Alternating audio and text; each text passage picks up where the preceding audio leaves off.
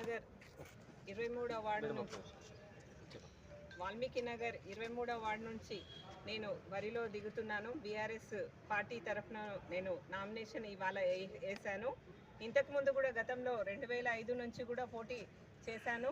2 టర్ములు గెలిచేసి మొన్న 2019లో ఒక టర్మ్ పోవడం జరిగింది. ఇప్పుడు మళ్ళీ కూడా నేను నా కుటుంబ సభ్యులైన వాల్మీకిలు మరి మా సోదరులందరూ కూడా మా వాల్మీకి నగర్లో ఉన్న వాళ్ళంతా పెద్దలు చిన్నలు అక్క చెల్లెళ్ళు అందరూ కూడా మాకు ఇక్కడ నుండే నిలబడాలని కోరినందుకు మరి మేము ఇక్కడ నుండే మళ్ళీ కూడా ఈ 23వ వార్డు నుండి కాంటాక్ట్ చేస్తున్నాము.